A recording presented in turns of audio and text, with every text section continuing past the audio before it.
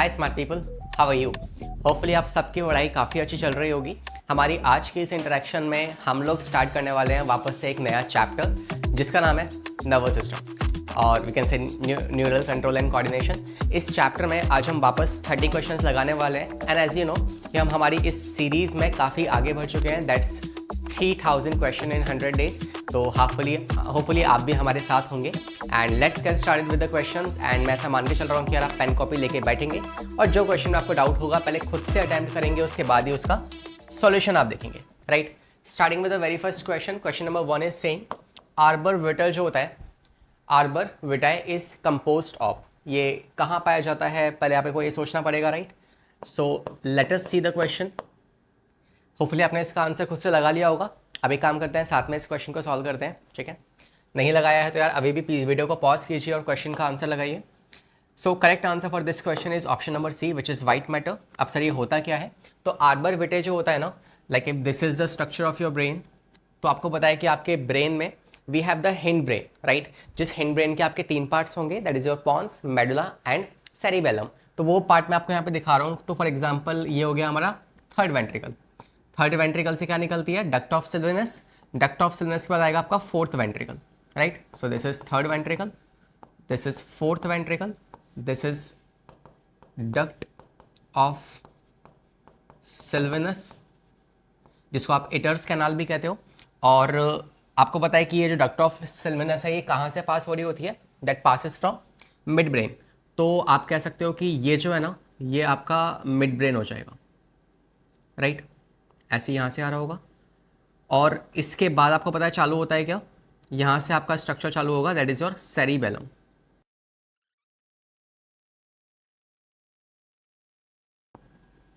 Right. So this is a kind of a structure you have, जिसमें से सबसे ऊपर क्या आपके पास, we have third ventricle, then we have fourth ventricle and then we have cerebellum.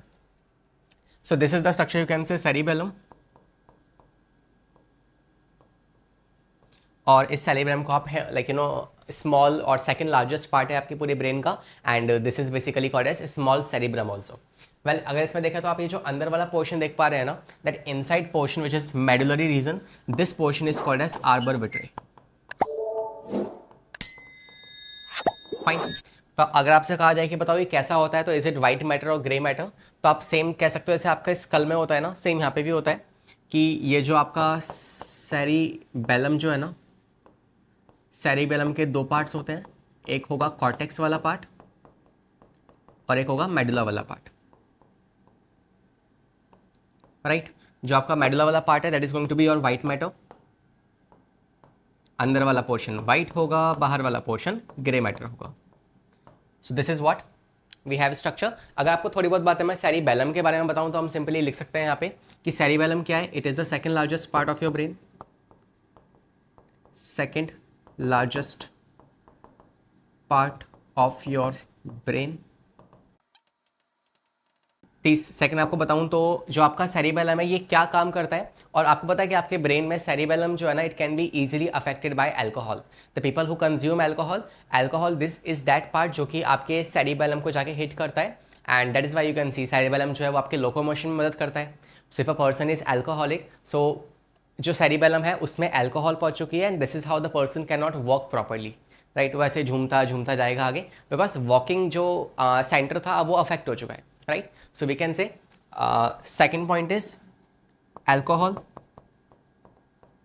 Affect cerebellum. और तीसरा इसके फंक्शंस क्या होते हैं, तो इसके फंक्शंस आते हैं आपके लोकोमोशन के अंदर। लोकोमोशन के अंदर भी क्या, बेसिकली लोकोमोशन में बैलेंस बनाना, बैलेंसिंग, राइट। सेकंड ये कुछ ऐसे एक्शंस परफॉर्म करता है जो आपके बेसिकली सबकॉन्शियस माइंड कंट्रोल करते हैं। वैसे आपको पता है कि यार आपके नॉर्मल जो बॉडी के पार्ट्स हैं they are voluntary in nature, like आपके हैंड्स हो गए है ना, आपके फिंगर्स हो गई, these are voluntary in nature, आप इसे कंट्रोल कर सकते हो। मगर स्टिल इन्हीं के द्वारा कुछ ऐसे टास्क भी हैं जो परफॉर्म किए जाते हैं जो सबकॉन्शियसली परफॉर्म होते हैं। फॉर एग्जाम्पल जब आप अपने लव वंस को टाइपिंग करते हो, मैसेज टाइप कर रहे होते हो, तो टाइपिंग के दौरान क्या होता है, आपके फिंगर्स फटाफट से मूव कर रही होती है, तो इट्स अंडर योर कंट्रोल। मगर क्या आप याद कर रहे हो कि यार कौन सा वर्ड क्या दबाना है, now it's like automatic habit बन चुकी है आपकी, right. So it is again control by your cerebellum. Right. ऐसे ही अगर आप मान लो चल रहे हो तो चलते टाइम पे क्या होता है, आपको अपना लेफ्ट राइट वाला जो लेग है उसको आगे लेके आना है, फिर लेफ्ट वाला लेग आगे लेके आना है। क्या आप इसे कंट्रोल कर रहे हो? नहीं। इट्स लाइक मतलब आपके कंट्रोल में ही है मगर स्टिल आप इस पर ध्यान नहीं दे रहे हो, ये अब सबकॉन्शियसली कंट्रोल हो रहा है। तो स्केलेटल था, वॉलेंट्री था, लेकिन अब उसे ब्रेन कंट्रोल कर रहा है सबकॉन्शियसली, राइट। तो वो काम किसका होता है? इसी का होता है। ऐसी आपकी नेक, आपको पता है हम अपनी नेक को ऐसे ऐसे मूव करवा सकते हैं, है ना। तो नेक इज वॉलेंट्री। मगर क्या अपनी नेक को सीधा रखने के लिए कभी आप इस पर फोकस करते हो कि मेरे को अपनी नेक सीधी रखनी है? कभी नहीं करते। It's again under subconscious control, right. तो सेरेबेलम जो है ये आपके ब्रेन के सबकॉन्शियस कंट्रोल को activate, like this is the reason for subconscious actions, जैसे कि रनिंग हो जाएगा, है ना, टाइपिंग हो जाएगा। इसके अलावा आप कह सकते हो यू कैन से रनिंग हो गया, पोस्चर को मेंटेन करना। फाइन, ये सारे फंक्शंस जो होते हैं आपके सेरिबेलम के होते हैं। Here we complete this question. आते हैं सेकंड क्वेश्चन पे। Saying that in parasympathetic nervous system which of the following is release. Parasympathetic nervous system, sympathetic nervous system, इनमें कौन रिलीज होता है? तो होपफुली आपने इसका आंसर सोच लिया होगा। Let's see the answer. The correct answer is option number D, acetylcholine, right. तो आपको पता है कि आपके पास जो पूरा नर्वस सिस्टम है, नर्वस सिस्टम जो है ये दो तरीके से कंट्रोल होगा। एक को आप कहते हो क्या? दैट इज सीएनएस, जिसमें आपका ब्रेन और स्पाइनल कॉर्ड आएगी। एक का आएगा आपका पीएनएस। अगर मैं पीएनएस पे ज़्यादा बात करूं तो आई कैन से दैट पीएनएस जो है ये फर्दर आपके दो तरीके से डिवाइड होगा। एक को आप कहोगे ऑटोनॉमिक, एक को आप कहोगे सोमैटिक। फाइन, जो ऑटोनॉमिक है इसको आप फर्दर डिवाइड कर सकते हो, that is your sympathetic nervous system. Fine, sympathetic nervous system. और एक होगा पैरासिम्पैथेटिक नर्वस सिस्टम। तो जो सिंपैथेटिक है ये आपके इमरजेंसी कंडीशंस में एक्टिवेट होगा, और जो पैरासिम्पैथेटिक है ये रिलैक्सिंग चिल वाली कंडीशंस में आपका एक्टिवेट होने वाला है। फाइन, तो अब इसमें सवाल आता है कि बताओ इस वाली कंडीशन में, जो कि रिलैक्सिंग वाली कंडीशन में काम कर रहा है, तो इसमें कौन सा हार्मोन निकलना चाहिए? तो सी ऐसे हमारे पास जो साइनेप्सिस होते हैं ना, उन साइनेप्सिस पे जो न्यूरोट्रांसमीटर ट्रैवल करता है वो भी दो तरह का होता है। So I can say at synapsis I can say दो तरह के इम्पल्स ट्रेवल करने वाले हैं। एक होते हैं एक्साइटेटरी इम्पल्स, एक्साइटेटरी इम्पल्स, और एक होता है inhibitory impulse. Fine, excitatory impulse और इनहिबिटरी इम्पल्स, डिपेंडिंग अपॉन कौन सा वाला इम्पल्स आगे ट्रांसमिट होना है उसी हिसाब से ये वाले न्यूरोट्रांसमीटर रिलीज होते हैं। जैसे कि आपको एग्जांपल बताऊं तो इनहिबिटरी में आपके एग्जांपल्स आ जाएंगे गाबा, राइट। इनहिबिटरी में एग्जांपल्स आ जाएंगे गाबा। फाइन, इसमें आपका एग्जांपल आ जाएंगे आपके एपिनेफ्रिन, नॉर एपिनेफ्रिन।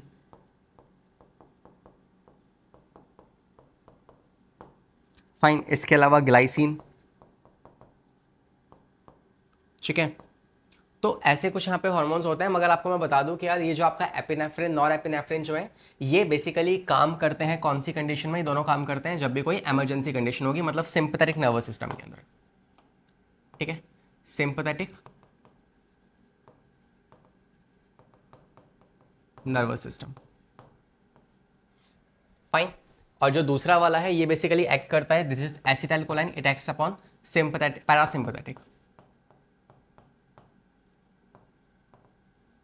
तो नॉर्मल कंडीशन क्या है? जब आप बिल्कुल नॉर्मल है और मान लो पीछे से कुत्ता पड़ गया पीछे, है ना। अब जब आपके पीछे डॉग भाग रहा है तो उस टाइम पे क्या होगा? सिंपैथेटिक नर्वस सिस्टम एक्टिवेट होगा और आपकी हार्ट बीट को इंक्रीज कर देगा, धक धक धक धक, है ना। अब उसके बाद क्या हुआ एकदम से, अब वो डॉग जा चुका है, अब क्या इस टाइम पे भी आपकी हार्ट बीट जो है वो हाई रहेगी? नहीं, आफ्टर सम टाइम वो रिलैक्स नॉर्मल हो जाएगी। तो उसको नॉर्मल किया किसने? उसको नॉर्मल किया पैरासिम्पैथेटिक नर्वस सिस्टम ने। Understood the function. तो एसिटाइलकोलाइन जो है ये आपकी हार्ट बीट को डिक्रीज करता है, बाकी आपकी हार्ट बीट को इंक्रीज करता है। रही बात सेरोटोनिन के बारे में, तो सेरोटोनिन जो होता है ये अगेन आपका एक हार्मोन है जो आपकी ब्रेन के अंदर लर्निंग कंट्रोल करता है। इसके अलावा सेक्सुअल डिजायर्स को कंट्रोल करता है, सेक्सुअल बिहेवियर, है ना। और तो ऐसे फंक्शंस जो है ये आपका सेरोटोनिन परफॉर्म करता है, मगर ऑल्दो वो हमारे इस क्वेश्चन के साथ रिलेटेड नहीं है। आते हैं नेक्स्ट क्वेश्चन पे, question number 3, saying that which statement is wrong. कौन सी स्टेटमेंट गलत है? कह रहा है sympathetic cleft of neuron secrete the adrenaline. तो जो सिनेप्टिक मेम्ब्रेन है, क्या वहाँ पे एड्रेनलिन रिलीज होता है? सोचिए, तो अगर ये सिनेप्टिक क्लेफ्ट है तो क्या यहाँ पे एड्रेनलिन रिलीज होगा? आगे क्या कह रहा है क्वेश्चन? ऑप्शन सी बी कह रहा है माइलिनेटेड नर्व फाइबर्स जो होते हैं वो शॉन सेल से कवर हो रखे होते हैं और वो शॉन सेल माइलिन शीट बनाती है एक्सॉन के ऊपर। तीसरा कह रहा है जो नॉन माइलिनेटेड न्यूरॉन्स होते हैं वो शॉन सेल से कवर होते हैं मगर माइलिन शीट नहीं बनती उनके अंदर। और लास्ट कह रहा है स्पाइनल कॉर्ड और क्रेनियल नर्व्स जो होती है ना वो नॉन माइलिनेटेड नर्व फाइबर्स की बनी होती है। तो कौन सी स्टेटमेंट सही है कौन सी गलत है ये आपको सोचना है। तो take a pause, write the correct answer, फिर हम साथ में सॉल्व करेंगे। तो now telling you the answer right now. देखिए पहला ऑप्शन ना बिल्कुल गलत है बिल्कुल गलत है। क्यों? बिकॉज एड्रेनलिन ना लिख के इनको लिखना चाहिए था एसिटाइल कोलाइन।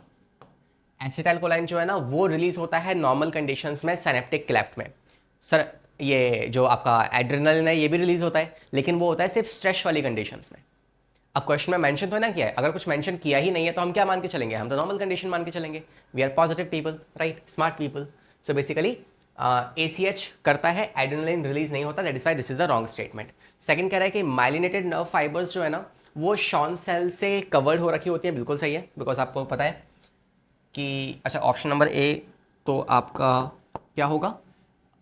साइनेप्टिक। सेकेंड वाले ऑप्शन पे आते हैं। सेकेंड ऑप्शन कह रहा है कि माइलिनेटेड नर्व फाइबर्स क्या वो शॉन सेल कवर करते हैं, बिल्कुल सही है, करेक्ट ऑप्शन।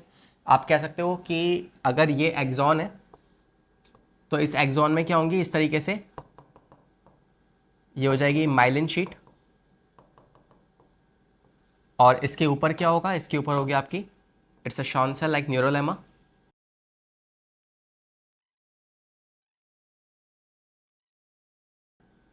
तो जो शॉन सेल है वही है जो माइलिन शीट को बनाती है। डन है, तो ये बात सही है। लेकिन कहाँ पे आप कह सकते हो जनरली ये पाया जाता है आपके सेंट्रल नर्वस सिस्टम के अंदर। सेकंड कह रहा है कि यार नॉन माइलिनेटेड नर्व फाइबर जो होते हैं जिनके पास ये माइलिन शीट नहीं होती है क्या उनके पास शॉन सेल होती है? ये स्टेटमेंट भी सही है, ठीक है। तो ऑप्शन नंबर सी जो है वो भी सही है हमारा, दो बोथ आर करेक्ट। लास्ट कह रहा है spinal nerves and cranial nerves जो है क्या वो नॉन माइलिनेटेड नर्व फाइबर से बनी होती है, ये गलत है।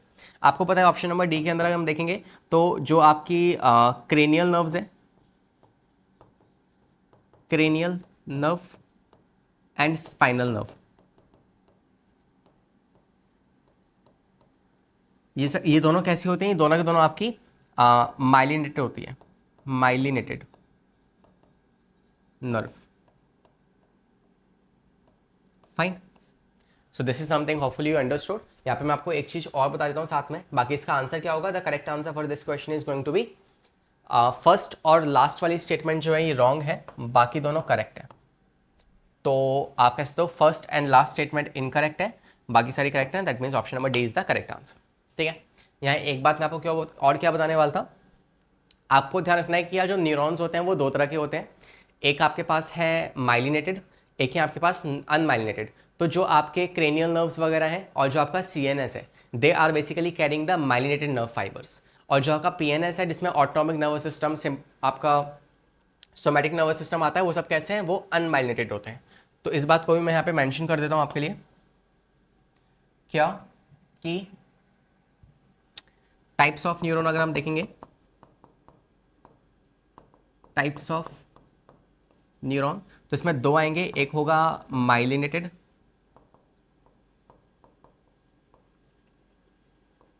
जो कहाँ पाए जाएंगे मैं लिख दूंगा भी यहाँ पे, दूसरे होते हैं अनमाइलिनेटेड।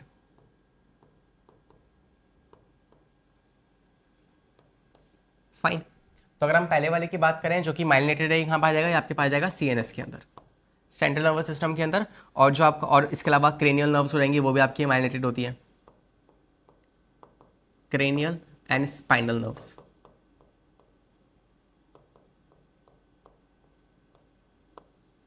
ठीक है, क्रेनियल और स्पाइनल नर्व्स। इसके अलावा अगर अनमाइलिनेटेड की बात करें तो ये पाया जाता है आपके सोमैटिक नर्वस सिस्टम SNS में एंड ऑटोनॉमिक नर्वस सिस्टम, ठीक है। तो ये दो लोकेशंस आपको एनी हाउ याद रखनी है कि कौन कहाँ होता है, and that is how you can make the correct answer. Fine, आते हैं नेक्स्ट क्वेश्चन पे, question number 4th, saying that sodium potassium pump जो होता है found in membrane of many cells like nervous cells. It work against the electrochemical gradient and involves in the ATP use. तो gradient के against काम करता है, ATP का इस्तेमाल करता है, और ये करता क्या है आपको ये बताना है. तो सोचिए, देखें आंसर. तो आपने जब इम्पल्स कंडक्शन टॉपिक पढ़ा होगा, इम्पल्स कंडक्शन, तो उस इम्पल्स कंडक्शन में आपने क्या देखा था कि इसमें आपकी सबसे पहली वाली जो स्टेज होती है, first stage, which is polarise stage.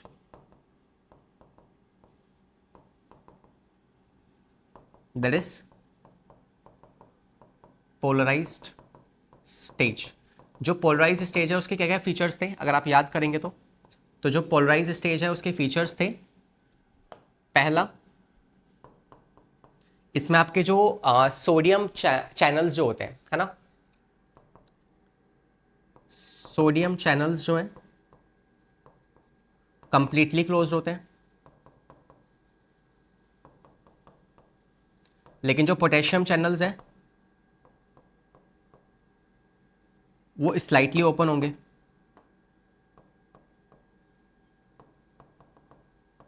Slightly permeable. पहली बात तो ये थी. दूसरा हम जानते हैं पॉइंट क्या होता है इसके अंदर कि इसमें जो आपका रेस्टिंग मेम्ब्रेन पोटेंशियल है वो कितना होता है, वो आपका होता है -70 millivolt. Right, this is the resting membrane potential. और तीसरा पॉइंट हम जानते हैं कि this particular stage is maintain by sodium potassium pump. आपको मैं पूरा प्रोसेस तो एनी हाउ नहीं समझा सकता आपको यहाँ पे, पर ऐसे मान के चल रहा हूँ कि आपको ये पहले से आता होगा. राइट, और नहीं आता तो आप सिंपली यार वीडियो सर्च कर सकते हो, लक्ष्य सर, और उसके बाद आप जो भी टॉपिक लिखेंगे आपको वो वीडियो मिल जाएगी यूट्यूब पे. राइट, तो ये तीनों बातें हैं. और इसमें सोडियम पोटेशियम पंप में होता है क्या है कि आपके 3 सोडियम को बाहर फेंकते हैं, और if like this is the axon, इसमें क्या होगा आपका, अगर सोडियम पोटेशियम पंप काम कर रहा है, if this is sodium potassium pump, तो ये क्या करेगा, तो आप कह सकते हैं कि ये 3 सोडियम को तो भाई बाहर फेंकेगा और 2 पोटेशियम को अंदर. तो influx of 2 potassium and outflux of 3 sodium, that means option number A is the correct answer. Right, question number 5 आपके सामने देखो, कह रहा है कि the process of response to peripheral nervous system stimulation that occur involuntary is called as. Involuntary क्या होता है आपको ये बताना है. Is this action potential, is this refractory potential, is this activation potential, या फिर रिफ्लेक्स आर्क. तो आपको पता है यार, एक्शन पोटेंशियल ये सब तो मतलब आपके नर्व्स कंडक्शन की बात है, लेकिन अगर हम बात करें इनमें से क्या चीज इनवॉलेंट्री होती है, तो करेक्ट आंसर क्या होगा, correct answer is option number C, reflex arc.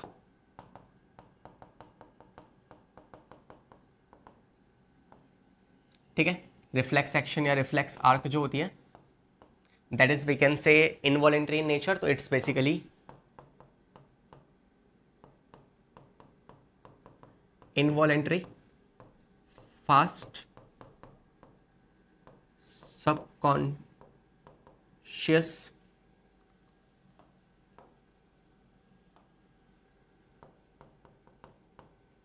subconsciously controlled, या आप कह सकते हो सिंपली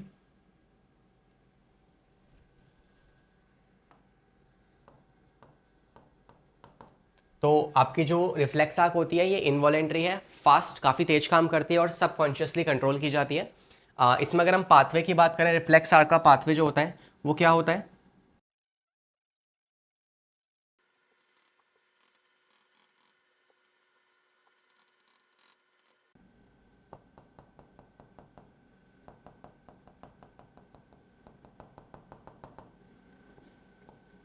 ठीक है. So this is basically called as reflex arc, जहाँ पे क्या होगा कि मान लो आपके पास ये पटेला है, पटेला इज द बोन, जहाँ पे क्या होगा ये इम्पल्स प्रेजेंट होगा, जिसके बगल में क्या आपके मसल्स है जहाँ पे इम्पल्स या स्टिमुलस जाएगा. तो ये जो मसल्स हैं आपकी रेड वाली, we call them as a quadricep muscles. तो क्वाड्रिसेप मसल्स जो है ये इस स्टिमुलस को अचीव करेंगे. स्टिमुलस से क्या होगा, यहाँ से नर्व्स लेके जाएंगे, we call them sensory nerves, और फिर यहाँ पे स्पाइनल कॉर्ड है जहाँ पे इंटरन्यूरॉन्स होंगे, एंड फाइनली क्या होगा, इस तरीके से जो मोटर नर्व है वो इम्पल्स को लेके आएगी. Let me just mention there also कि ये कौन है, ये है सेंसरी नर्व, या जिसको आप एफरेंट नर्व भी कहते हो. राइट। और जो नीचे वाली है वो कौन है, this is motor nerve, motor nerve या इफेरेंट नर्व, ठीक है। This is spinal cord and इस तरीके से पूरी रिफ्लेक्स आर्क जो है यहाँ पे काम करती है ना। Hopefully you understood this and this is basically involuntary, fast subconsciously control की जाती है। This is the correct answer. Question number 6 पे आते हैं। कह रहे हैं which part of the brain controls the intellectual ability. तो इंटेलेक्चुअल एबिलिटी मतलब कम्युनिकेशन करना किसी के साथ, राइट, कैलकुलेशंस करना, और मेमोरी हो गया, लर्निंग हो गया, है ना, ये सारी बातें जो होती है ये इंटेलेक्चुअल प्रोसेस में आती है। तो ब्रेन का कौन सा वाला वो पार्ट है जो बेसिकली इनको कंट्रोल करता है। देखें आंसर, पहले आप टिक कीजिए। देखो वैसे तो ऑप्शन दिख रहे हैं हमें, सारे के सारे ऑप्शंस जो है वो फ्रंटल लोब के ही है। आपको पता है आपके ब्रेन में we have the frontal lobe, we have the parietal lobes, occipital and temporal. तो फ्रंटल वाला जो लोब है उसी के ऑप्शंस है सारे के सारे, है ना। या बेसिकली वैसे देखा जाए, माय बैड, अगर हम देखें ब्रेन में आपके 3 पार्ट्स आते हैं, राइट। फर्स्ट होगा आपका दैट इज फोर ब्रेन, दूसरा जो होगा मिड ब्रेन, और तीसरा जो होगा वो होगा हिंड ब्रेन, राइट। ये 3 पार्ट्स होंगे। वैसे आपको मैं पहले इसका करेक्ट आंसर बता दूं ताकि जो बच्चे जानते हैं इसका आंसर वो आगे बढ़ सकें नेक्स्ट क्वेश्चन की तरफ। तो कौन सा पार्ट इंटेलेक्चुअली होता है वो है फ्रंटल लोब, ठीक है। अब देखो जो आपका फोर ब्रेन है, फोर ब्रेन में आपके फर्दर 3 पार्ट्स आते हैं, 4 पार्ट्स इनफैक्ट। पहला आता है आपका फ्रंटल, दूसरा होता है पैराइटल, तीसरा होता है ऑसिपिटल, और चौथा होता है टेम्पोरल। अगर आपको मैं बना के दिखाऊं तो we can draw it also, कुछ इस तरीके से होगा, right. If this is the brain, so in this brain we can say कि ये वाला जो आपका पोर्शन है this is your frontal portion. So if this is the brain, so in this brain we can say we have this frontal lobe,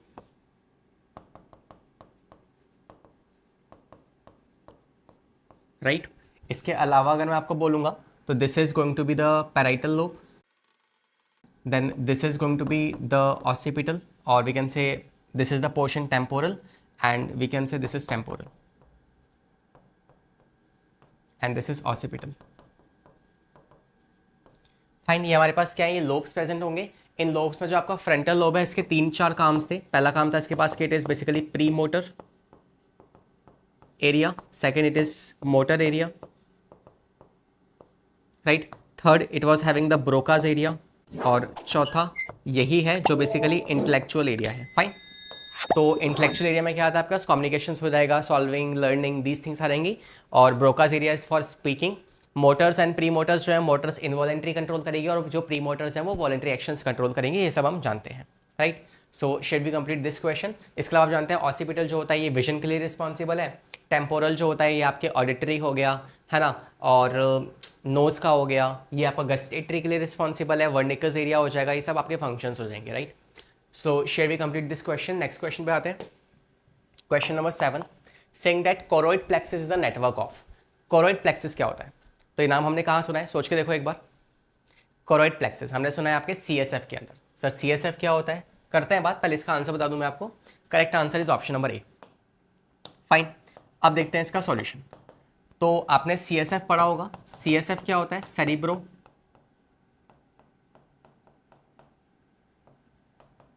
cerebrospinal fluid, right.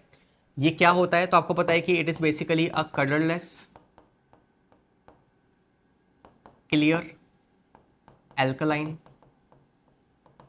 Fluid.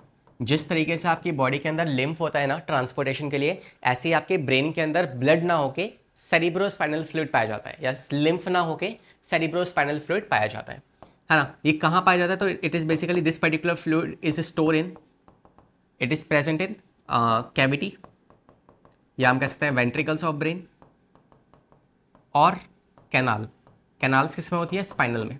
तो spinal cord में जो canal है या फिर brain में जो ventricles है वहाँ पाए जाएंगे आपके ये सेरिब्रोस्पाइनल फ्लूइड। कैसे बनता है ये, तो basically it is formed bye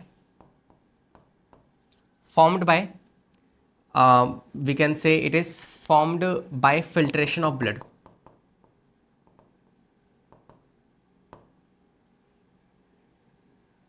ठीक है, कैसे बनता है ये, तो it is form by filtration of blood. तो आपके ब्रेन में जो ब्लड जा रहा है ना, पहले उस ब्लड को फिल्टर करेंगे, उस ब्लड में से जो भी काम की चीज़ें हैं उसको निकाल लेंगे, and that will be called as CSF, inside कहाँ होता है ये? Choroid plexus, choroid plexus. ठीक है, अब आए समझ में कोरोइड प्लेक्सस कहाँ होती है? आई थिंक हल्का फुल्का आइडिया आपको लगा होगा, कोरोइड प्लेक्सस। अगर हल्का फुल्का आइडिया लग गया है तो पूरा लगाते हैं एक बार, है ना। अब कोरोइड प्लेक्सस क्या है? It is nothing but the group of blood capillaries.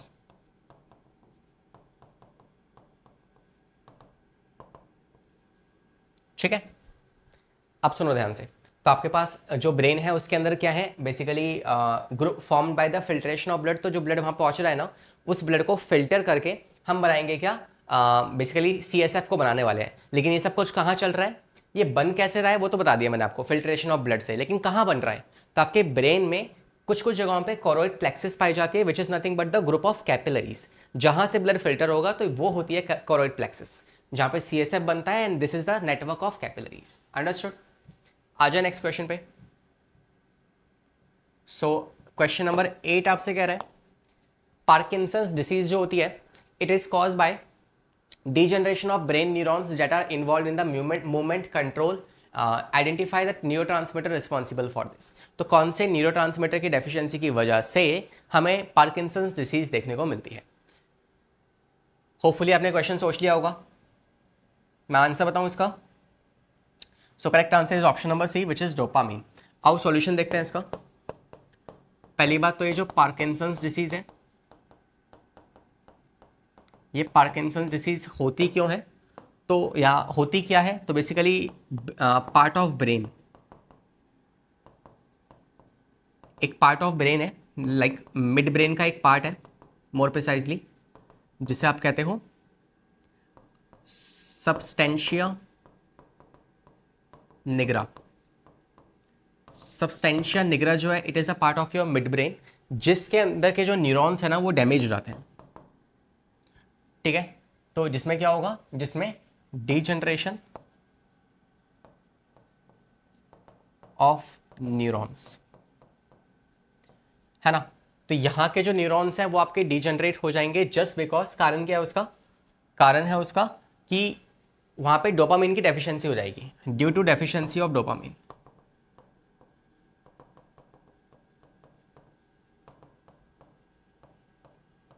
And dopamine is a neurotransmitter. तो डोपामिन की डेफिशिएंसी की वजह से आपके ब्रेन के न्यूरॉन्स का डैमेज हो जाएगा, जिस वजह से क्या होगा? ये डिसीज हो जाएगी। और डिसीज में होता क्या है? इस पर्टिकुलर डिसीज में एक पर्सन को ना वॉकिंग में प्रॉब्लम हो जाती है, वॉकिंग स्लो हो जाएगी। तो सिम्टम्स विल बी लाइक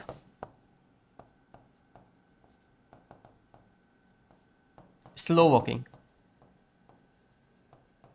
वो पर्सन एकदम धीरे धीरे चल रहा होगा, मतलब बिल्कुल हल्का हल्का ऐसे ऐसे चलेगा, बिल्कुल आराम आराम से। ठीक है, तो वी कैन से मूवमेंट और कंट्रोल में उसको प्रॉब्लम या कंफ्यूजन होना स्टार्ट हो जाएगी। ठीक है, so this is question number 8। Question number 9 पे आएंगे।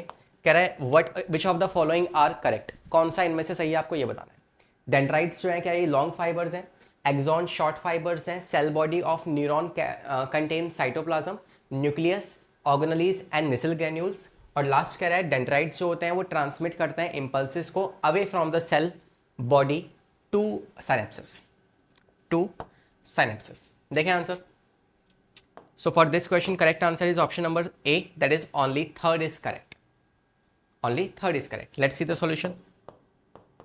तो ऑप्शन नंबर ए में वो कह रहा है क्या कि डेंड्राइट्स जो है वो लॉन्ग फाइबर्स है। गलत, डेंड्राइट शॉर्ट फाइबर्स होते हैं। Dendrite are short fibres. Second बात, ऑप्शन बी क्या कह रहा है आपसे? जो स्टेटमेंट बी है,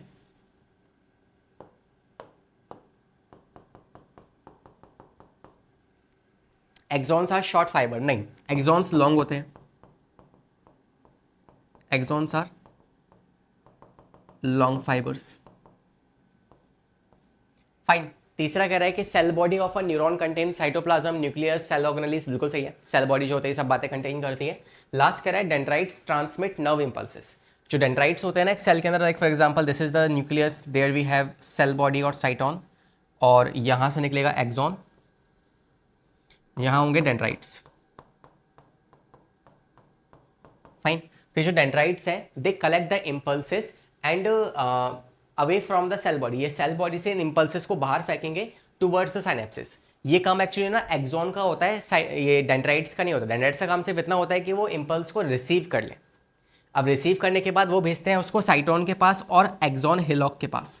दिस इज एक्सॉन हिलॉक, और एक्सॉन हिलॉक से जो है इम्पल्स आगे ट्रांसमिट होते हैं एक्सॉन के थ्रू। सो एक्सॉन का काम है कि वो इम्पल्सिस को एक्सॉन टर्मिनल या साइनेप्सिस तक भेजे, ना कि डेंड्राइट्स का।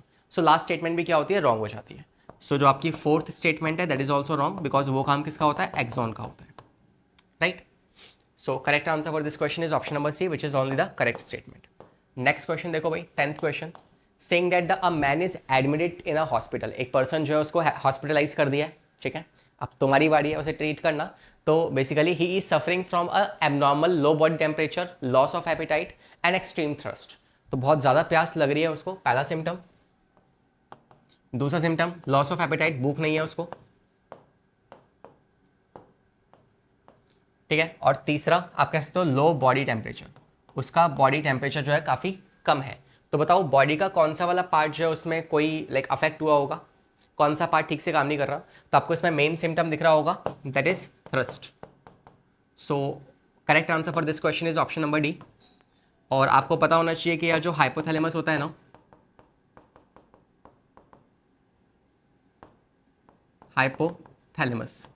हाइपोथैलेमस जो है इसमें आप कह सकते हो कि कुछ काम होंगे। पहला काम क्या होगा, दैट इज हाइपोथैलेमस के फंक्शंस क्या होते हैं कि ये पहली बात तो कनेक्ट करता है, it connect nervous system with endocrine system, ठीक है, ये बात आपको पता होगी पहले से। तो ये उन दोनों सिस्टम को कनेक्ट करता है आपका हाइपोथैलेमस। सेकंड बात क्या, सेकंड फंक्शन क्या है कि ये कंट्रोल करता है थ्रस्ट और हंगर को, ये कंट्रोल करेगा बेसिकली। इसके अलावा तीसरा फंक्शन होता है इसका कि जो आपका हाइपोथैलेमस है ना, वो थर्मो रेगुलेशन का सेंटर भी होता है। तो we can say it is the centre for thermo regulation.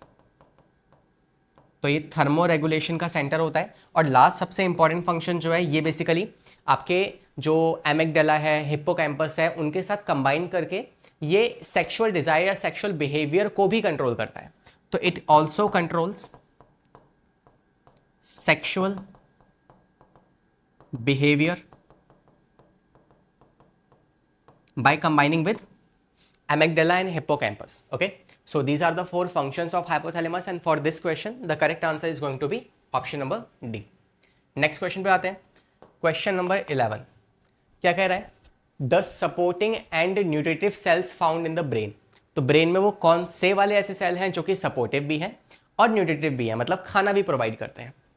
तो अगर आपने अपने इस चैप्टर में आपने दो तरह के सेल्स पढ़े होंगे जो कि नर्वस सिस्टम को बनाते हैं, एक को आप कहते हो न्यूरॉन्स और एक को आप कहते हो न्यूरोग्लियल सेल्स, राइट। पहले इसका आंसर बता दूं मैं आपको, the correct answer for the question is option number C. अब देखो सॉल्यूशन, देखो इस क्वेश्चन का वैसे जवाब ना काफ़ी सारे सोर्सेज में ऑनलाइन पे आप सर्च मारोगे तो काफ़ी जगहों पे इसका आंसर गलत दिया हुआ है, which is ependymal cell. Ependymal cell से काम ये नहीं होता है। एपेंडाइमल सेल्स जो है ये फिल्ट्रेशन में काम करते हैं, ये न्यूट्रिशन प्रोवाइड नहीं करते। एस्ट्रोसाइट्स हैं जो कि ब्लड ब्रेन बैरियर फॉर्म करते हैं और उसकी मदद से वो न्यूट्रिशन प्रोवाइड करते हैं। तो C is the correct answer for the question. Okay, देखो तो आपको पता है कि आपके ब्रेन में दो तरह के सेल्स पाए जाएंगे, एक को आप कहोगे न्यूरॉन्स और एक को आप कहोगे न्यूरोग्लियल सेल्स,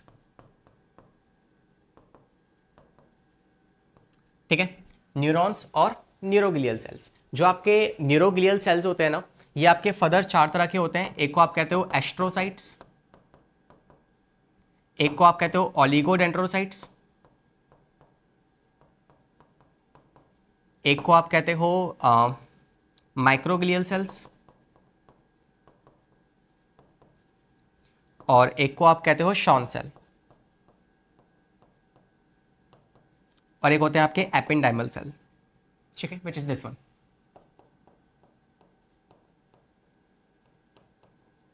तो ये आपके कुछ तरह के सेल्स होते हैं। इनमें से अगर आपसे बात की जाए कौन से वाले सेल न्यूट्रिटिव नेचर के होते हैं, तो वो है आपके एस्ट्रोसाइट्स। ये वो सेल्स हैं जो न्यूट्रिशन प्रोवाइड करेंगे as well as support provide करेंगे। सपोर्ट तो सबका ही काम होता है, सभी के सभी सपोर्ट प्रोवाइड करते हैं। इनका काम कनेक्शन का भी होता है कि ये दो न्यूरॉन्स को आपस में कनेक्ट करें। इनका काम एक और होता है कि यार ये जो है ना एस्ट्रोसाइट्स, ये ब्लड ब्रेन बैरियर फॉर्म करते हैं, ब्लड ब्रेन बैरियर। आप खुद सोचो, क्या कोई भी चीज़ जो आपने खाई है क्या वो इजीली आपके ब्रेन तक पहुंचनी चाहिए? नहीं। हर वो चीज़ जो आप खा रहे हो, फिर चाहे वो मेडिसिन हैं, ड्रग्स हैं, या कुछ खाना पीना कुछ भी, ऐसा नहीं है कि यार कोई भी चीज़ आप अपने ब्रेन तक पहुंचा दोगे ब्लड के थ्रू, नहीं। It has to be stop, right. जिसके लिए क्या होते हैं, ब्लड ब्रेन बैरियर्स पाए जाते हैं, जो कि हर वो चीज़ जो ब्रेन तक आ रही है उसको पहले चेक करते हैं, फिल्ट्रेशन करते हैं। अगर को वो चीज़ काम की है तो ही उसे ब्रेन के पास पहुंचाया जाएगा, अदरवाइज नहीं पहुंचाया जाएगा। क्यों सर इतनी ज़्यादा स्पेशल सिक्योरिटी हमारे ब्रेन को क्यों दी गई है? बिकॉज ब्रेन की सेल्स जो है ना वो रिप्रोड्यूस नहीं कर सकती, ब्रेन की सेल्स जो है वो डिवाइड नहीं कर सकती। तो एक बार कोई अगर बड़ा इम्पैक्ट हो गया ना ब्रेन में, तो वो ठीक नहीं हो सकता बहुत जल्दी। और यही सॉल्यूशन है, जो लोग कोमा में जाते हैं उनके पास उनका कोई इलाज नहीं है। We just have to wait for that कि वापस कोमा से वापस आ जाए वो, because we don't have solution for that, है ना। क्योंकि ब्रेन्स की सेल्स जो है वो एक बार अगर डेड हो रही है ना, तो उनको वापस से आप क्रिएट नहीं कर सकते। इट्स लाइक वो डिवाइड नहीं करती ना, that is a main problem. Okay, so option C is the correct answer for this question. आते हैं नेक्स्ट क्वेश्चन पे, क्वेश्चन नंबर 12। क्या कह रहा है? कह रहा है which cranial nerve give outs a number of branches. अब देखो आपके पास कितनी क्रेनियल नर्व्स होती हैं, तो आपने पढ़ा होगा 12 हमारे पास क्या है, 12 पेयर क्रेनियल नर्व्स पाई जाती हैं। कौन कौन सी? So we have olfactory, optics, oculomotor, trochlear, trigeminal, abducens, facial, auditory, glossopharyngeal, vagus, accessory and hypoglossal. क्या sir? So we have these 12 cranial nerves, और इनमें से हर किसी के पास फंक्शन होता है जो कि ब्रेन से निकल रही होती है, राइट। और ये आपके बॉडी के डिफरेंट डिफरेंट ऑर्गन्स तक जाएगी, सेंसरी ऑर्गन्स तक, और वहाँ पे इम्पल्स को जनरेट करवाएगी। अब इनमें से कौन सी वाली वो नर्व है जिसकी सबसे ज़्यादा ब्रांचेस होती है? तो अगर देखा जाए तो यार वो है आपकी vagus nerve. Correct answer for this question is option number C. ठीक है, मैं सीक्वेंस लिख दूं क्या? So 12 pair of cranial nerve जो आपके पास है ना, या जो आपकी क्रेनियल नर्व्स होती हैं वो कितनी होती हैं? 12 पेयर होंगी। कौन कौन सी? फर्स्ट जो है आपके पास, मैं यहाँ पे सीक्वेंस लिख दे रहा हूँ फटाफट से, दैट इज, ठीक है।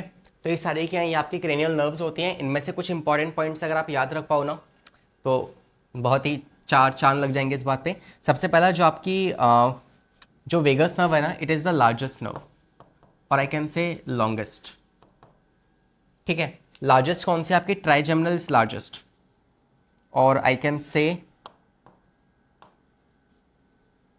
ट्रोकेलियर जो है आपकी थिनेस्ट है, it is your thinnest nerve. And vagus nerve जो है आपकी लॉन्गेस्ट नर्व है, जो कि आपके इंटरनल ऑर्गन्स को इम्पल्स सेंड करती है। अब वो इंटरनल ऑर्गन कोई भी हो सकता है, आपका लंग्स हो सकते हैं, आपका ब्रेन हो सकता है, ब्रेन से निकलेंगे लंग्स हो सकते हैं आपके, है ना, आपका हार्ट हो सकता है, किडनी हो सकता है, लिवर हो सकता है। तो जो भी इंट्रेंसिक ऑर्गन्स हैं, विसरल ऑर्गन्स, उन तक ये इम्पल्स लेके जाएगी। ट्राइजेमिनल जो होती है, इसकी 3 ब्रांचेस बनती हैं। जो आप फिंगर ऐसे आप रखोगे तो आपको दिखेगा, एक आपकी लोअर जॉ मैंडिबल पे जाएगी, एक आपके यहाँ पे जाएगी चीक्स के पास, ठीक है, और एक आपके पास जाएगी या नोज के पास। तो बेसिकली ये 3 ट्राइजेमिनल जो है ये 3 पोर्शंस पे जाएगी आपके, राइट। और एब्डोसन जो है ये आपको पता है आइज में काम आएंगी। So this is what whole cranial nerves we have, and सबसे ज़्यादा ब्रांचेस जो होती हैं वो वेगस की होती हैं। फाइन, क्वेश्चन नंबर 13 पे आते हैं। कह रहा है रिफ्लेक्स एक्शन जो होता है इस कंट्रोल बाय। तो कौन है जो रिफ्लेक्स एक्शन कंट्रोल करता है? तो रिफ्लेक्स एक्शन में क्या ब्रेन इन्वॉल्व होता है? पहले ये सोचो। रिफ्लेक्स एक्शन जनरली जो होते हैं वो स्पाइनल कॉर्ड अकेला ही डिसीजन ले लेता है, because it's very fast action. आपने गरम गरम तवे पे हाथ रखा, है ना, वहाँ से इम्पल्स गया, स्पाइनल कॉर्ड के पास आया, अब वो ब्रेन तक गया, ब्रेन ने उसको प्रोसेस किया, प्रोसेस के बाद वापस सिग्नल आया, वापस बाहर गया। इतने में तो हाथ जल जाएगा यार। We have to be very fast, very quick. तो क्या होता है, फटाफट से इम्पल्स आता है, स्पाइनल कॉर्ड डिसीजन लेके खुद से ब्रेन को इन्वॉल्व नहीं करेगा और खुद ही भेज देगा फटाफट से इम्पल्स, राइट। तो इसमें आपके ब्रेन वैसे जनरली इन्वॉल्व नहीं होता है, बट सीएनएस में आप जानते हो ब्रेन भी आता है और स्पाइनल कॉर्ड भी आती है। और ऑटोनॉमिक नर्वस सिस्टम, आपका रिफ्लेक्स एक्शन जो होता है वो ऑटोमेटिक होता है, राइट। तो अगर हम सॉल्यूशन की बात करें तो हम कह सकते हैं कि जो रिफ्लेक्स एक्शन है, पहली बात तो वो इनवॉलेंट्री है, और अगर को वो इनवॉलेंट्री है तो उसे कौन कंट्रोल करेगा? It will B control by ANS, autonomic nervous system. Second, उसमें आपके ब्रेन जनरली इन्वॉल्व नहीं होता है, लेकिन हाँ स्पाइनल कॉर्ड इन्वॉल्व होती है, तो CNS भी उसमें आएगा, राइट। तो अगर दोनों ही पॉड्स आ रहे हैं तो इसमें आप कह सकते हैं option number C is the correct answer for this question. Next पे आ जाए 14 question, saying that which of the following does not act as a neurotransmitter, इनमें से क्या है जो न्यूरोट्रांसमीटर की तरह काम नहीं करता।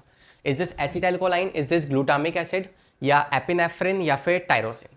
तो I told you types of neurotransmitters, है ना। वैसे इसका करेक्ट आंसर क्या होगा, ऑप्शन नंबर डी, टायरोसिन जो होता है या थायरोक्सिन जो है ये बेसिकली एज अ न्यूरोट्रांसमीटर काम नहीं करता। सॉल्यूशन की मैं आपसे बात करूं तो what other types of neurotransmitter do we have.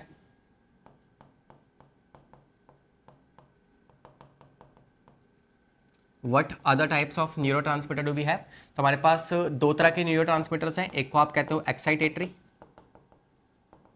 और एक को आप कहते हो इनहिबिटरी।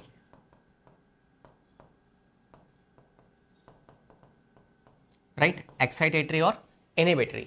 जो आपके एक्साइटेटरी न्यूरोट्रांसमीटर्स हैं इसमें एग्जांपल्स आपके क्या हो जाएंगे, जैसे आपको पता है glutamate, that is glutamic acid, right. इसके अलावा एपिनेफ्रिन, नॉरएपिनेफ्रिन,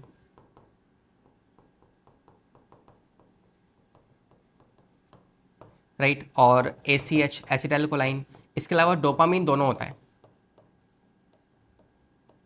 डोपामीन जो है वो दोनों होता है, प्लस माइनस, मतलब वो एक्साइटेटरी की तरह भी काम कर सकता है और इनहिबिटरी की तरह भी। इनहिबिटरी में आपका गाबा आ जाएगा, सेरोटोनिन आ जाएगा, राइट। सो ये सारे आपके क्या हो जाएंगे, ये सारे, और ग्लाइसिन आ जाएगा इसमें। So these are the inhibitory one and hopefully you got the answer. Next question पे आते हैं 15 क्वेश्चन। क्या कह रहे हैं, if dorsal nerve of spinal cord is broken down, अगर डॉर्सल नर्व टूट जाए, डिस्कनेक्ट हो जाए तो क्या हो जाएगा। देखो इसके लिए आपको ना एक चीज समझनी पड़ेगी, पहले समझ लो फिर सॉल्यूशन बता दूंगा मैं आपको इसका। लाइक अगर किसी ने मेरे पेन चुवाया इस वाले पार्ट पे, पहले मुझे बताओ ये वेंट्रल पार्ट है कि डॉर्सल पार्ट है। इज दिस डॉर्सल या इज दिस डॉर्सल। तो देखो ये वाला पार्ट आपका डॉर्सल है, ये वाला पार्ट आपका वेंट्रल है, बिकॉज नॉर्मली हम कैसे स्टैंड होते हैं, ऐसे स्टैंड करते हैं। तो अगर आप हॉस्पिटल्स में या जब आप MBBS में जाओगे तो you will see a skeleton there, तो स्केल्टन को ना ऐसे खड़ा किया जाता है इस तरीके से। तो इट्स लाइक आपके थंब आउटवर्ड होंगे और आपकी ये पिंकी या लिटिल फिंगर जो है ये अंदर की तरफ होगी, right. So this is a normal position. तो इस नॉर्मल पोजीशन में क्या होता है कि this whole section is ventral section and this whole section is a dorsal section. तो अगर पहली बात तो इम्पल्स जो है वो सेंसरी न्यूरॉन्स के द्वारा लेके जाए जाएंगे ना, वो कहाँ से लेके जाए जाते हैं। तो अगर किसी ने मेरे को यहाँ पे टच किया, यहाँ पे टच किया, एक ही बात है। अगर यहाँ टच किया तो इम्पल्स मेरे इस वाली जगह से लेके जाएंगे पीछे, कहाँ पे, किसके थ्रू, सेंसरी नर्व के थ्रू, स्पाइनल कॉर्ड के पास। स्पाइनल कॉर्ड में इंटरन्यूरॉन्स होंगे, वो इम्पल्स या कोई ऑर्डर इशू करेंगे, फिर वो ऑर्डर जो है वो मेरे डॉर्सल वाली तरफ, बेसिकली वेंट्रल वाली तरफ से होता हुआ, यहाँ से होता हुआ उस पर्टिकुलर पार्ट पे जाएगा और मेरा हाथ ऐसे चाटा मार देगा, ठीक है, सामने वाले को। तो it is what we can say, ऐसे आपका ये इम्पल्स कंडक्शन होता है। तो अगर मैं आपको ये इम्पल्स कंडक्शन दिखाऊं तो आप सिंपली कह सकते हो कि if this is the spinal cord, जो आपका वेंट्रल पोर्शन है वो ज़्यादा की तरफ अंदर, ऐसे जब आप डायग्राम देखोगे ना तो डायग्राम में जनरली क्या होता है, वेंट्रल पोर्शन अंदर की तरफ ज़्यादा ऐसे गहरा होता है और ये डॉर्सल पोर्शन है। यहाँ से इम्पल्स आएंगे, कौन लेके आएगा, सेंसरी न्यूरॉन्स। तो जो भी स्टिमुलस था वो स्टिमुलस किसके द्वारा भेजा गया, वो भेजा गया सेंसरी के द्वारा, सेंसरी या फिर एफेरेंट। और इम्पल्स को लेके कौन जाएगा, यहां से इस जगह पे जो भी आपके इफेक्टर वाली साइड है या टारगेट साइड है, यहां लेके जाएंगे ईफेरेंट या मोटर नर्व्स। यहीं आपको पाया जाता है क्या, अगर ये आपका डॉर्सल पार्ट है या आपका वेंट्रल पार्ट है, डॉर्सल पार्ट में क्या होता है, इन द डॉर्सल, एक मिनट, हाँ, डॉर्सल पार्ट में क्या होगा, यहाँ होगा dorsal root ganglion, dorsal root ganglion. और गैंग्लियन का मतलब क्या होता है, अगर आपको पता हो तो, गैंग्लियन का मतलब होता है कि आपके ग्रुप ऑफ एक्सॉन्स, नहीं, group of we can say group of cyton in the peripheral nervous system. तो PNS CNS, PNS के अंदर जो आपके साइटोन्स पाए जाएंगे ना, उस ग्रुप को आप कहते हो basically ganglion. So it's a dorsal root ganglion, मतलब यहाँ पे किस तरह के सेल्स होंगे, न्यूरॉन्स के बहुत सारे साइटोन इकट्ठे हो गए होंगे यहाँ पे, ठीक है। So it's a dorsal root ganglion और यहाँ पे क्या होगा, यहाँ होगा interneuron, interneuron. Fine. So अगर हम इस सवाल का जवाब देखें तो करेक्ट आंसर क्या होगा, अगर कोई डॉर्सल नर्व जो है अगर यही कट जाए, अगर ये काम ही ना करे, तो आपको पता है इंपल्स जा ही नहीं पाएगा, इंपल्स आ भी नहीं पाएगा, हम रिएक्शन भी नहीं दे पाएंगे, तो we can say no impulse conduction. That is the correct answer. Fine. Question number 16 पे आते हैं। कह रहा है give the correct terms for each of the following and choose the correct option for the code given below. आपको कुछ words दिए गए हैं, इन वर्ड्स में से आपको ये मैच करना है, ठीक है। आप इसका सॉल्यूशन लगाइए, मैं आपको पहले इसका आंसर बता दूं, फिर हम साथ में सॉल्व करेंगे। So correct answer for this question is going to be, in fact मुझे सोचना पड़ेगा, पहले एक काम करते हैं सॉल्व ही कर लेते हैं, राइट। सॉल्यूशन की बात करें तो आपको 4 वर्ड में सिखा रहा हूँ, वो 4 वर्ड एनी हाउ कहीं पॉइंट कर लो, नोट डाउन कर लो। पहला, न्यूक्लियाई क्या होता है, ठीक है। First, what is nuclei. Second word जो हमें सीखना है, that is going to be tract. तीसरा वर्ड जो हमें सीखना है वो है गैंग्लियन। और चौथा जो वर्ड है वो है आपका नर्व फाइबर, या नर्व क्या होती है। तो नर्व तो आप वैसे भी जानते हो, group of multiple neuron cells जब एक साथ लग जाती हैं we call them as a nerve, right. इसमें से बात करते हैं न्यूक्लियाई क्या है और ट्रैक क्या है। तो ये जो दोनों मैंने सबसे स्टार्टिंग में वर्ड्स लिखे हैं ना, ये दोनों वर्ड्स आपके जनरली यूज होते हैं सीएनएस के लिए, सेंट्रल नर्वस सिस्टम। तो अगर मैं आपसे पूछूं सेंट्रल नर्वस सिस्टम में किस तरह की नर्व्स हैं, तो वहां या तो न्यूक्लियाई पाया जाएगा या फिर वहां पे ट्रैक पाई जाएगी। होते क्या है, तो न्यूक्लियाई जो है it is basically group of, it is a group of cyton या cell body in CNS. CNS में जो ग्रुप ऑफ सेल बॉडी पाया जाएगा उसे आप न्यूक्लियाई कहते हो। वहीं ट्रैक क्या होता है, group of axon, group of axon या cell processes in CNS. Same, तो सीएनएस में जो ग्रुप ऑफ एक्सॉन होगा उसे आप कहोगे ट्रैक्ट, अगर ग्रुप ऑफ न्यूक्लिया है उसे आप कहोगे बेसिकली साइटोन है तो उसे आप न्यूक्लिया कह दोगे, ठीक है। ट्रैक किस तरीके से, ट्रैक कुछ ऐसा होगा, तो आप देख पा रहे हैं बहुत सारे एक्सॉन एक साथ आ चुके हैं, so it is called as tract. वहीं साइटोन कैसा होगा, मान लो ये एक सेल बॉडी है, यही दूसरी सेल बॉडी आ गई, ग्रुप ऑफ सेल बॉडीज, एक और तीसरी और आ गई, तो आप देख पा रहे हैं यहाँ पे ग्रुप ऑफ साइटोन बन चुका है, तो it is called as nuclei. Fine. अब बात करें गैंग्लियन के बारे में, तो ये क्या है, ganglion is simply it is also a group of cyton और cell body, but that too in PNS. ये पीएनएस में होगा, पेरिफेरल नर्वस सिस्टम में। और same it is also a group of axon in CNS. तो ये दोनों word CNS के लिए इस्तेमाल होंगे और वो ऊपर वाले 2 वर्ड जो है ये पीएनएस के लिए इस्तेमाल होंगे। अब ऑप्शंस को मैच करते हैं। सबसे पहले देखो ट्रैक के बारे में, देखो अगर यहाँ पे हम बात करें तो सेकंड ऑप्शन कह रहा है bundle of nerve fibres with in the central nervous system. Central nervous system के बारे में 2 बातें हैं, एक तो ये वाला और एक ये वाला। तो इसमें कह रहा है कि मास ऑफ न्यूरॉन्स, इसमें कह रहा है बंडल ऑफ नर्व फाइबर्स। तो नर्व फाइबर्स क्या होते हैं, you know these are nerve fibers and these are tract. तो ऑप्शन नंबर बी ट्रैक होगा। So we can say option B एक तो इसमें है और एक ऑप्शन नंबर बी इसके अंदर है। तो इन दोनों में से कोई आंसर हो सकता है हमारा। अब अगर हम बात करें लास्ट वाले के बारे में, तो मास ऑफ न्यूरॉन्स की बात कर रहा है, मतलब ये साइटोन की बात कर रहा होगा, विच इज न्यूक्लियाई। तो डी का तो सर पहले सब में न्यूक्लियाई ही दिया हुआ है, ठीक है सर। अब कंफ्यूजन आती है ए और सी के अंदर। तो अब आप देखो ए क्या है, बेसिकली ए जो है वो आपका एक्सॉन या डेंड्रॉन्स कवर विद इन 1 और 2 sheets. Is this basically a nerve fibre, या इसे आप गैंग्लियन कहोगे। तो गैंग्लियन क्या होता है याद करो, group of cytons in the PNS. PNS में जो साइटोन्स है उसे कहते हैं। तो अगर हम बात करें ये जो ग्रुप ऑफ एक्सॉन्स है which is covered by the sheath, so this is basically एक ये आपका एक्सॉन हो जाएगा। Axon is basically a nerve, ठीक है। और mass of neurons that lie in the peripheral nervous system. तो न्यूरॉन्स के जो मास हैं, मतलब ग्रुप ऑफ, ये साइटोन की बात कर रहे हैं, तो साइटोन पीएनएस में क्या होते हैं, वो आपके होते हैं गैंग्लियन। ठीक है, तो आपका सी हो जाएगा गैंग्लियन और एक हो जाएगा आपका nerve fiber. That means option number A is the correct answer. Fine, so next question पे आ जाए। Question number 17, saying that association area are region found in. Association area कहाँ पाया जाता है?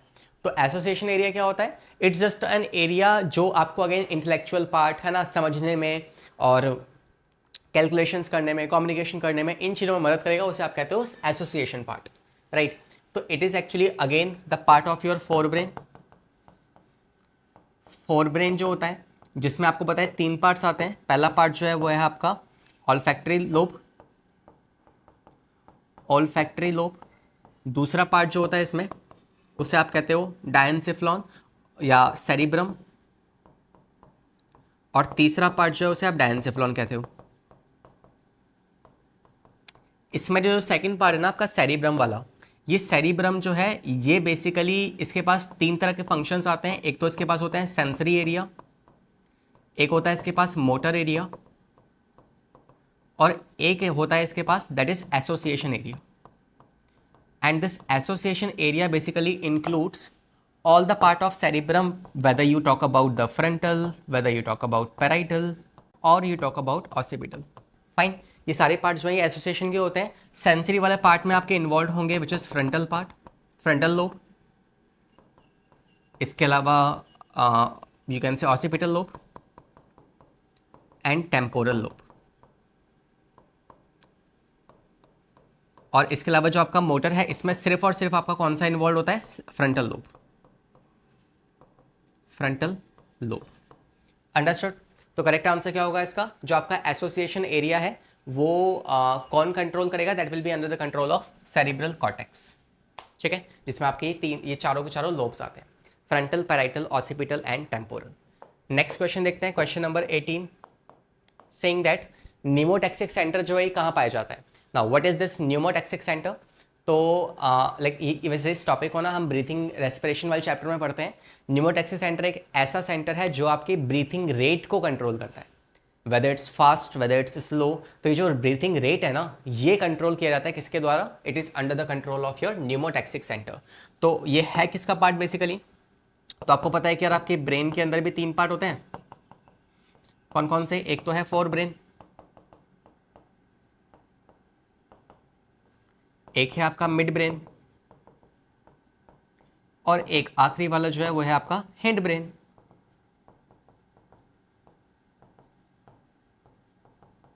एक है आपका हिंड ब्रेन। जो आपका हिंड ब्रेन है ना, इसमें आपके तीन फर्दर पार्ट्स आते हैं। एक को आप कहते हो Pond's, second medulla oblongata,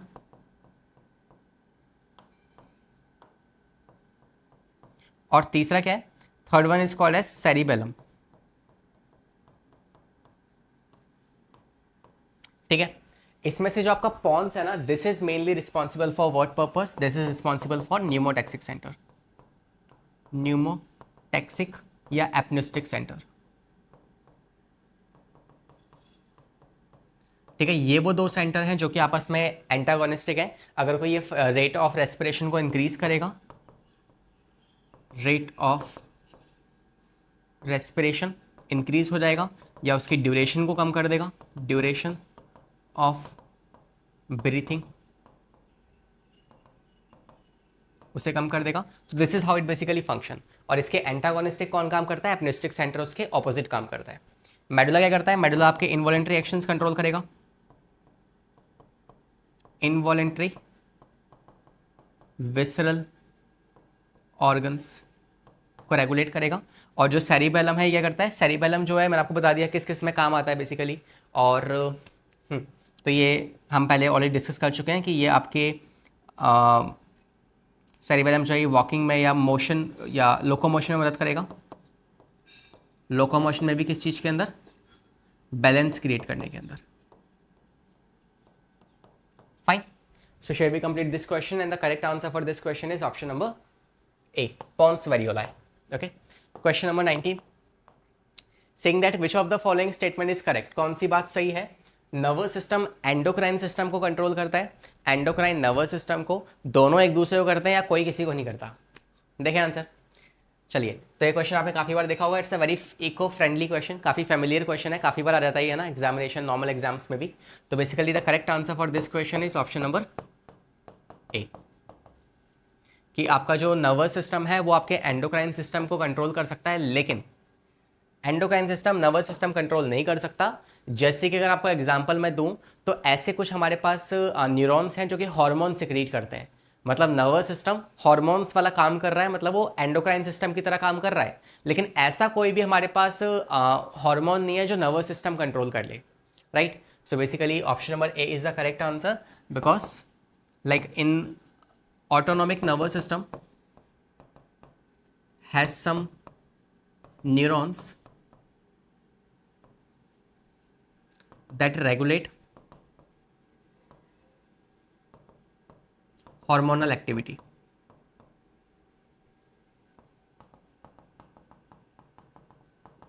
Fine. So we can say this is the reason that why nervous system can control endocrine, but vice versa is not true. Okay. Question number 20 पे आ जाओ। कह रहा है ABCDE आपको दिए गए हैं, इनमें से आपको बताना है कौन सा क्या है। तो मैंने सेम डायग्राम आपको पहले से बना के दिखा दिया है, कौन सा वाला हमने यहाँ पे जो सीखा था। ये देखिए, इस डायग्राम में आपको पता है कि this is the sensory nerve, this is the motor nerve, इसके अलावा डॉर्सल रूट गैंग्लियन हो जाएगा ये, और ये इंटर न्यूरॉन्स है। अब आता है क्वेश्चन पे। क्वेश्चन में हमें क्या दिया हुआ है, हमें रिप्रेजेंट लेबलिंग करनी है। तो सिंपल सी बात है, हम जानते हैं कि सर जो पहली बात तो जो स्पाइनल कॉर्ड होती है ना, उस स्पाइनल कॉर्ड में ये वेंट्रल रीजन होगा, ये डॉर्सल रीजन होगा, ठीक है। इसके अलावा इसका भी क्या होता है, कुछ ऐसा सा स्ट्रक्चर होता है, ठीक है। इसमें से इन्हें आप कहते हो डॉर्सल हॉर्न्स, इन्हें आप कहते हो वेंट्रल हॉर्न्स, इसे आप कहते हो लेटरल फ्यूनिकल, इसे आप कहते हो वेंट्रल फ्यूनिकल या सॉरी डॉर्सल फ्यूनिकल, और इसे आप कहते हो वेंट्रल फ्यूनिकल। फाइन। इसके सेंटर में होगी न्यूरल कैनाल, न्यूरल कैनाल जिसके पास क्या होंगे, एपेंडाइमल सेल्स पाए जाएंगे, एपेंडाइमल सेल्स। फाइन। तो ये आपके नर्वस, ये आपके स्पाइनल कॉर्ड का स्ट्रक्चर है, जिसमें से आपको मेन बात ध्यान क्या रखनी है कि इस स्ट्रक्चर में जो आउटर वाला पार्ट है ना, this is basically white matter, और इनर वाला जो पार्ट है इट इज ग्रे मैटर, ठीक है। सो it is grey matter, and जो आउटर वाला पार्ट है दिस इज व्हाइट मैटर। आ जाए सवाल पे। तो आपको पता है कि ये वाला पार्ट ही दिखा रहा है ए वाला, तो ये क्या होगा, ये होगा white matter. That means option number ए या बी में से ही कुछ करेक्ट होगा, ठीक है। इसके अलावा ये बी वाला दिखा रहा है inner portion, that means it is the grey matter. अब आप देख पा रहे हो कि यार इसमें ज़्यादा लंबी डिप्रेशन दिखाई गई है और इसमें थोड़ी कम दिखाई गई है, तो it will be a ventral portion, this is going to be a dorsal portion. अगर कोई ये डॉर्सल पोर्शन है तो डॉर्सल पोर्शन में कौन होगा, ये होगा, and this is will be going to be a dorsal nerve.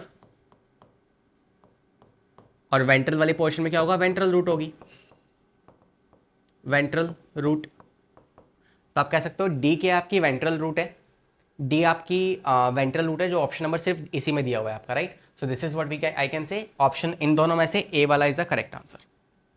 Fine. Next आ रहा है 21 क्वेश्चन पे। 21 is saying that unipolar neuron can be seen where. तो यूनिपोलर न्यूरॉन्स है ये बॉडी में किस रीजन में पाए जाते हैं। तो आपने पढ़ा होगा यार, we have unipolar neuron, bipolar neurons, multipolar neurons, pseudo unipolar neurons, multiple neurons हमारे पास होते हैं, राइट। तो कौन से कहाँ होते हैं बॉडी के अंदर, यह एक बार आप जान लो।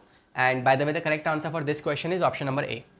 देखें एक बार सॉल्यूशन में अगर हम बात करें तो फर्स्ट जो यूनिपोलर न्यूरॉन्स जो होते हैं ना, मैं सिर्फ इनकी लोकेशन बता रहा हूँ, होते क्या हैं ये आपको पहले से पता होगा, ठीक है। Second we have bipolar, third multipolar, and fourth pseudo unipolar. Fine. इसमें से जो फर्स्ट वाले हैं ये आपके पाए जाते हैं एम्ब्रियो के अंदर, सेकंड वाले जो हैं ये आपके ऑल्फैक्टरी एपिथेलियम में पाए जाएंगे, और इसके अलावा retina of I, this is the location. Multipolar आपके सेरिब्रल कॉर्टेक्स में होंगे, सेरिब्रल कॉर्टेक्स, और जो स्यूडो यूनिपोलर हैं ये आपके पाए जाते हैं स्पाइनल कॉर्ड में। आपको याद है आपने देखा था dorsal root ganglion, that's a part of ganglion जो कि आपके डॉर्सल रीजन में था, right. So this is basically found in dorsal root ganglion, dorsal root ganglion, fine. So share we can see the correct answer is option number A. Next question पे आते हैं, 22 question. कह रहा है which of the following is correct regarding the electrical synapsis. आपको पता है आपकी बॉडी में दो तरह के साइनेप्सिस होते हैं, एक होता है केमिकल साइनेप्सिस जो केमिकल की मदद से इम्पल्स ट्रांसमिट करेंगे, कुछ होता है इलेक्ट्रिकल साइनेप्सिस जो कि बहुत रेयर है ये बेसिकली, है ना। बाकी ऑप्शंस पढ़ते हैं एक बार, आपने खुद एक बार अटेम्प्ट कर लिया होगा, फिर साथ में करेंगे। कह रहा है pre and post synaptic membrane of neurons are in very close proximity at synaptic electrical synapsis. तो जो आपकी प्री सिनेप्टिक है और जो पोस्ट सिनेप्टिक है, this is post, this is pre, ये दोनों एक दूसरे से काफी पास पास होते हैं, बिल्कुल सही है, नो डाउट, है ना। In the case of electrical, synaptic में भी होता है मगर ज्यादा क्लोज किस में होता है, इस वाले में, तो it is electrical, electrical synapse, fine. Next, electric current are involve in the transmission of impulses. Electric current जो होता है वो ट्रांसमिशन ऑफ इम्पल्स में रोल प्ले करता है, बिल्कुल सही है। तो काम ही होता है, भले आप बात करो सिनेप्टिक के इलेक्ट्रिकल के बारे में या केमिकल के बारे में, दोनों का काम सेम ही होता है कि वो इम्पल्स ट्रांसमिशन करेंगे। तो फर्स्ट भी सही है, सेकंड भी सही है, थर्ड कह रहा है transmission of impulse across the electrical synapsis is very similar to the conduction of single axon. तो एक सिंगल एक्सॉन में जिस तरीके से केमिकल सिनेप्सिस के थ्रू ट्रांसमिशन होता है, उसी प्रकार इलेक्ट्रिकल सिनेप्सिस में भी ट्रांसमिशन एक्सॉन के थ्रू ही होने वाला है, and this is absolutely correct. दोनों सिमिलर हैं आपस में, बस डिफरेंस ये है कि वहाँ केमिकल्स न्यूरोट्रांसमीटर की मदद से कंडक्शन होगा, यहाँ पे इलेक्ट्रिकल फॉर्म्स में होगा, ठीक है। लास्ट कह रहा है कि impulse transmission is always faster in electrical synapse as compare to chemical, ये भी सही है। इलेक्ट्रिकल फॉर्म्स में ज़्यादा जल्दी ट्रैवल करते हैं, बहुत फास्ट, बहुत क्विक होते हैं, केमिकल वाले में थोड़ा सा डिले होता है। और इलेक्ट्रिकल सिनेप्सिस जो है कि ये हमारे सिस्टम में रेयर होते हैं, ये भी सही है, बहुत कम पाए जाते हैं। अप्रॉक्सीमेटली 90% कौन से होते हैं आपके, केमिकल सिनेप्सिस ही पाए जाएंगे। तो वी कैन से सॉल्यूशन में जो आपके सिनेप्सिस होते हैं ना, ये दो तरह के होंगे, एक होगा आपका इलेक्ट्रिकल, एक होगा केमिकल। केमिकल मोर होते हैं सिस्टम के अंदर और ये बहुत रेयर होते हैं, ये मोस्टली है, ठीक है। So all the statements are correct, that means option number 5 is the correct answer. Next 23rd। तो देखा आपने, क्वेश्चन तो आसानी था, बस ये है कि लेंदी क्वेश्चन था, टाइम जाएगा, यही नीट आपसे चाहता है, एग्जामिनर भी यही चाहता है। तो it just do more and more questions and that is a way to get the success in NEET examination, और ज़रूरी भी है ना। नेक्स्ट पे आते हैं, the most appropriate definition of neuroglial cell that they are. Neuroglial cell के बारे में सबसे बेस्ट ऑप्शन कौन सा है, आपको ये बताना है। होपफुली आपने क्वेश्चन खुद से सॉल्व किया होगा। The correct answer is option number ए। मैंने आपसे कहा था ना कि आपके नर्वस सिस्टम के अंदर, आपके नर्वस सिस्टम के अंदर दो तरह की सेल्स पाई जाती हैं, एक को आप कहते हो न्यूरॉन्स और एक को आप कहते हो न्यूरोग्लियल सेल्स, फाइन। जो आपकी न्यूरोग्लियल थी ये कौन कौन सी थी, मैं फटाफट से लिख देता हूं। एक होती है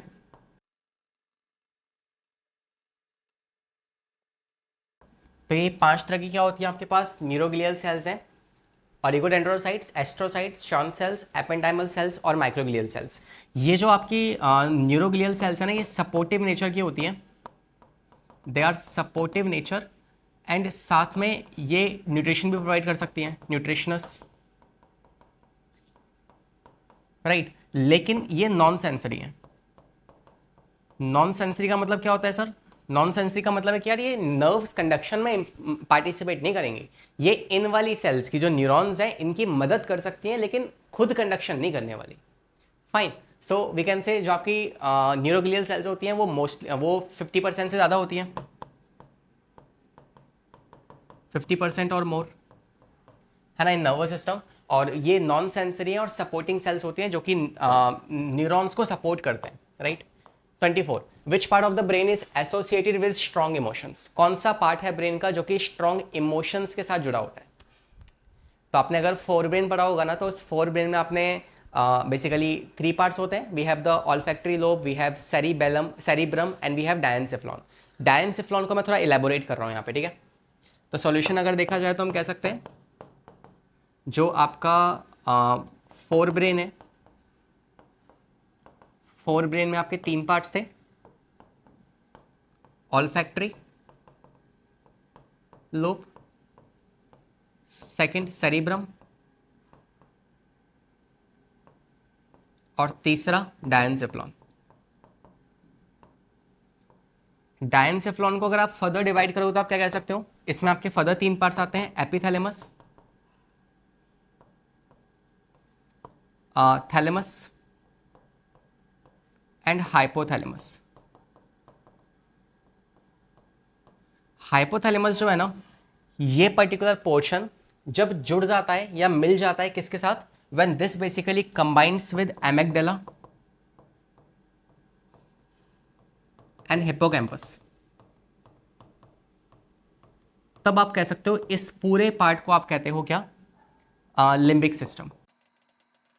इसे आप कहते हो लिम्बिक सिस्टम, ठीक है। तो लिम्बिक सिस्टम है जो कि आपके स्ट्रॉन्ग इमोशंस या सेक्सुअल डिजायर कंट्रोल करता है, और इनमें भी मोर प्रिसाइजली जो आपका ये एमिगडाला है ना, ये इमोशंस कंट्रोल करने में रोल प्ले करता है, इमोशंस। और जो हिप्पोकैम्पस है ये आपके शॉर्ट टर्म मेमोरी को लॉन्ग टर्म मेमोरी में कन्वर्ट करेगा, शॉर्ट टर्म मेमोरी को लॉन्ग टर्म मेमोरी में। Fine, so this is what the correct answer for this question, option number limbic system, because this is the part of your limbic system, तो emotions इसी में आ जाएंगे, right. Question number 25 पे आते हैं। कह रहा है nerve cells do not divides because they don't have. तो नर्व सेल्स जो है वो डिवाइड नहीं करती, क्यों नहीं करती, बिकॉज नर्व सेल्स, अच्छा इसमें मैं आपको एक सवाल और दूंगा होमवर्क में, ठीक है। वेल, नर्व सेल्स जो है उनके पास, मैंने आपको बताया था कि न्यूक्लियस नहीं होता, दैट इज द रीजन कि वो डिवाइड नहीं कर सकती है। And this is why neurologist जो है सबसे ज़्यादा टफ जॉब होती है और उसमें रिस्क बहुत ज़्यादा होता है। और if a person goes in the coma तो उसके वापस आने के चांसेस भी कम क्यों होते हैं, बिकॉज नर्व सेल्स डिवाइड नहीं कर सकती, they can not repair them self, they can not grow them self, right. So जो आपकी नर्व सेल्स हैं, nerve cells can not divide, can not repair itself, है ना, कैन नॉट रीजनरेट। तो ये तीनों ही बातें इंपॉर्टेंट हो जाती हैं, ठीक है। तो करेक्ट आंसर क्या होगा, क्यों नहीं कर सकती, the reason behind is because they don't have centrosome. इनके पास सेंट्रोजोम नहीं होता, न्यूक्लियस तो होता है इनके पास, माइटोकॉन्ड्रिया भी होगा, गोल्गी अपैरेटस भी होगा। अच्छा, इसके अलावा प्लांट सेल है, प्लांट सेल के पास भी सेंट्रोजोम नहीं, सेंट्रियोल नहीं होता। Then how they can reproduce, वो कैसे डिवाइड कर लेते हैं प्लांट सेल, ये आप सोचना एक बार, ठीक है। The reason for this is they don't have no centriole. Fine, next question देखते हैं, 26 क्वेश्चन। क्या कह रहा है, कह रहा है हाइपोथैलेमस कंट्रोल, ये आपको बता चुका हूं मैं कि काम क्या होते हैं हाइपोथैलेमस के। तो हाइपोथैलेमस जो होता है ये बेसिकली कुछ फंक्शंस परफॉर्म करता है। पहला फंक्शन जो हाइपोथैलेमस है वो थ्रस्ट कंट्रोल करेगा, है ना, हंगर कंट्रोल करेगा, ये काम हो जाएगा। सेकेंड फंक्शन होता है कि जो आपका हाइपोथैलेमस है वो थर्मो रेगुलेशन करता है, थर्मो रेगुलेशन। तीसरा, ये आपके नर्वस सिस्टम को कनेक्ट करता है एंडोक्राइन सिस्टम के साथ, ठीक है। चौथा, ये जो है ये बेसिकली लिम्बिक सिस्टम में भी रोल प्ले करता है, लिम्बिक सिस्टम।